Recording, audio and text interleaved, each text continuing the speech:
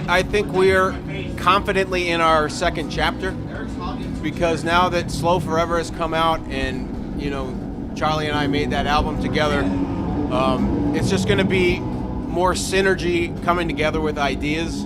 I think it's just going to be something really exciting what we come up with, because he's now more comfortable, in his place as being the Cobalt singer. So I think there will be more confidence from that side as well on the next album. And we're also going to take some weird turns with the sounds and things, because I think it's needed. I mean, and I don't think we've ever really repeated ourselves with Cobalt, but I think the next album will be a little more windy. I don't know how to say it. Or, who knows? It might be more Iggy Pop. I don't know. We don't follow any path. We're not dedicated to being metalheads. Okay. That's not our we make metal music, but we don't limit ourselves to being just metalheads that do metal for the sake of metal. We make the music we make because it's a way we feel inside and aggression, and we have no loyalties to any genre. So I feel like whatever we do next will definitely be its own unique thing, and you just have to go when you make records.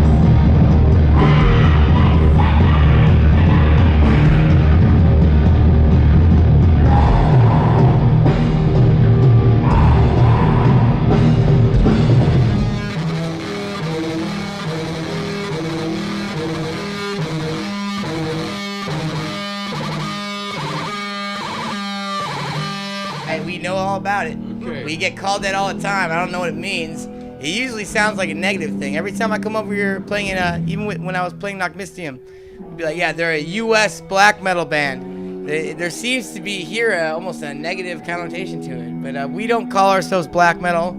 If we do black metal, it's only by coincidence. It's nothing planned. We don't try to adhere to any genre. We don't try to adhere to metal or to anything.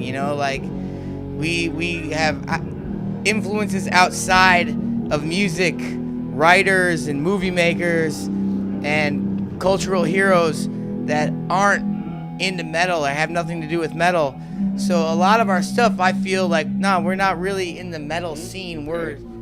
I feel outsiders in a sense. We don't like labels, right? We don't like labels, and we just do what we do because it's what we do. Well, I don't do what we do because we want to adhere to a genre. Right. We do it because it's meaningful to us.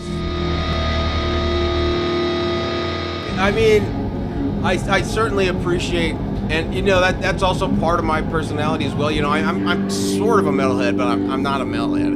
Okay. But I understand like the loyalty to the things that you love and like things that have really influenced you. But nowadays, things are different. Right. Yeah. People are more eclectic. Right. Yeah, but you have to be. I think who feels one thing all the time, Right. And if you're on tour and you're playing this all the time and you're exerting that feeling through metal, the last thing you want to do when you go in the van is listen to a metal record. You already got that out of your system. So when you go in the van, you want to listen to like Waylon Jennings or Buck Owens or some old country. Like the last thing you want to do is hear more metal. So like I feel like they're metalheads for dudes that can expand outside of metal. Yeah. Like you don't have to be so stuck into I think people get really stuck in the genre and stuck into an image and stuck in their black shirt and stuck in a tough guy, fuck you thing. Yeah. And there's so much more feelings in life than aggression and anger, and you can express those other feelings through metal. You can express loneliness through metal and solitude and all the feelings that we do through country music, in a way has a lot to do with Cobalt and loneliness. I think loneliness and isolation is a key themes in the band.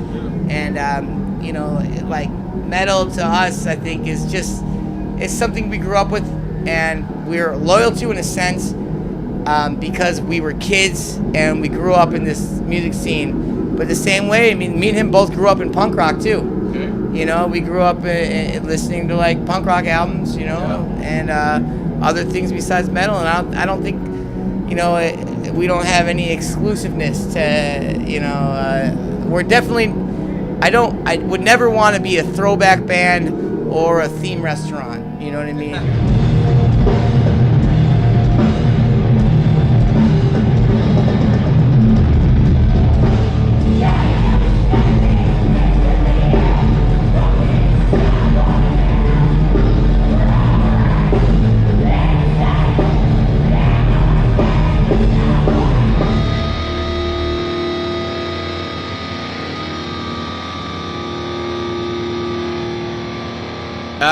Oh my God! It's a joke. It's something I don't even like to think about because it's so tragic and embarrassing for me to have something like that happen.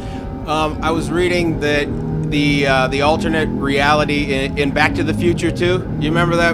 Where Biff Tannen has his whole thing, and everything's a big shithole, but he's like a rich, crazy guy.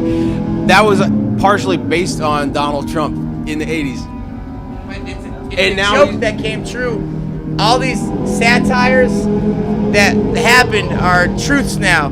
Idiocracy is a truth. Yeah. You know, Back to the Future 2. The guys who thought that was so, wouldn't this be weird in science fiction if Donald Trump, you know, it's Right. all fact, but they saw something in the future. There was a bit of a prophecy there that America worships the capitalist hero so much.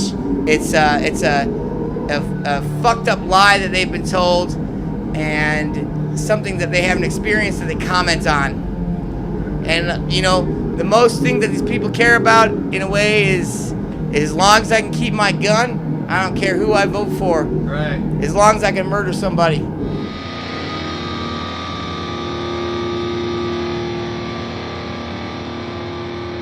These guys, especially, you know, in this part of Europe, they're so passionate about it.